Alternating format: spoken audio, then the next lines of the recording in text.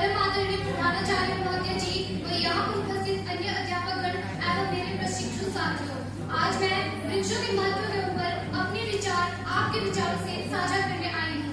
यह मेरे अपने विचार है तो इसमें बहुत सारी गलतियां भी होंगी, इसलिए मैं आप सभी से आशा करती हूँ कि आप मेरी गलतियों को क्षमा करेंगे व इसे ध्यानपूर्वक सुनेंगे और अपने जीवन में अमल में लाएंगे। जैसे कि वृक्षों का महत्व तो सभी जानते हैं कि वृक्षों का हमारे जीवन में बहुत महत्व है। जन्म से लेकर मृत्यु तक वृक्ष हमारे जीवन में उपयोगी है। वृक्षों को यदि देखा जाए तो वृक्ष के बिना हमारे जीवन की कल्पना भी नहीं की जा सकती। वृक्ष फल, फूल, छाया, पत्तियां तथा विभिन्न प्रकार की औषधि भी हमें वृक्ष ही उपलब्ध कराते हैं। यहाँ तक कि दैनिक जीवन में उपयोग लाई जाने वाली वस्तुएं भी हमें वृक्ष से ही मिलती हैं। सांस लेने के लिए ऑक्सीजन भी हमें वृक्ष ही देते हैं। यह एक आम बात है जो आप सभी बचपन से सुनते आए हैं और आप जानते भी हैं कि वृक्षों का क्या महत्व है।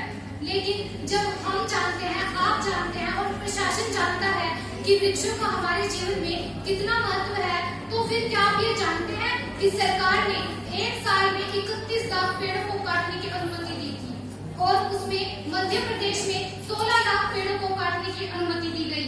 वह सरकार व हम सब कहते हैं कि हमें वृक्षों के महत्व के बारे में पता है। तो इसके बाद जब भी संसद में या फिर शिक्षण संस्थानों में, न्यायालयों में इसके विरुद्ध मतलब कि वृक्षों की कटाई को रोकने के विरुद्ध जब भी आवाज उठी तो सरकार ने न्यायालयों में यही कहा कि वृक्षों की कटाई जनता व देश के लिए, जी हाँ, हमारे और आपके लिए वृक्षों की कटाई की जा रही है, इससे हमारा विकास होगा। अब हम जानते हैं कि वृक्षों को काटने से क्या विकास हुआ है। वृक्षों को काटने से विकास हुआ है कि ग्लेशियर पिघल रहे हैं, तापमान बढ़ रहा है, जलवायु में परिवर्तन हो रहा है और आपने देखा ही होगा 2024 में नान का भी कितना तापमान बढ़ गया था। जी हाँ, ये विकास हो रहा है वृक्षों को काटने का।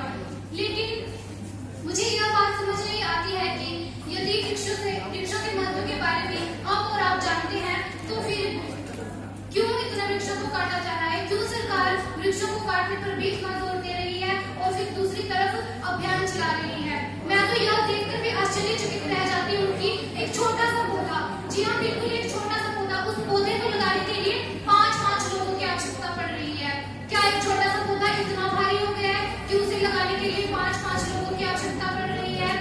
अब आप खुद ही सोचिए कि हम पौधा लगाने पर ध्यान दे रहे हैं या फिर दिखावा कर रहे हैं। मैं तो नहीं समझती कि एक छोटे से पौधे को लगाने के लिए 5 लोगों की जरूरत पड़ेगी और हम यह सिर्फ एक दिखावे के लिए कर रहे हैं।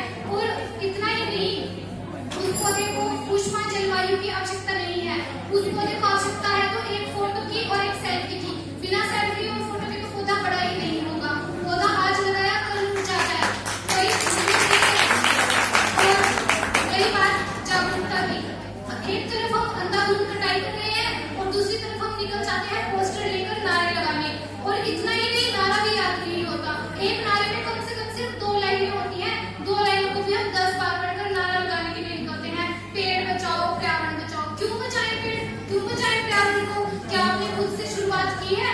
दूसरों को जागरूक करने चले हो, क्या खुद जागरूक हो? भाषण देते हो, क्या आपने अंदर देखा है कि आपने किसी को दूसरों को तब जागरूक करें यदि आप स्वयं जागरूक हो। दूसरों को तब कहें यदि आपने खुद अपने जीवन में कभी पौधा लगाया हो। यदि आप दूसरों से जो उम्मीदें, आशाएं करते हैं, पहले खुद को देखें कि क्या आपने ऐसा किया है। कोई दूसरा क्यों उस बात को करेगा जो आप खुद नहीं कर सकते। दूसरों को बोलने से पहले खुद पर ध्यान दें, फिर दूसरों को जागरूक करें। पहले खुद पौधा लगाएं, फिर दूसरों को कहें कि वो पर्यावरण को बचाएं।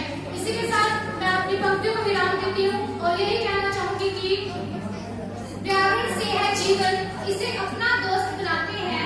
पर्यावरण से है जीवन, इसे अपना दोस्त बनाते हैं। चलो मिलकर पेड़ लगाते हैं, हम मिलकर पेड़ लगाते हैं। धन्यवाद। जय हिंद।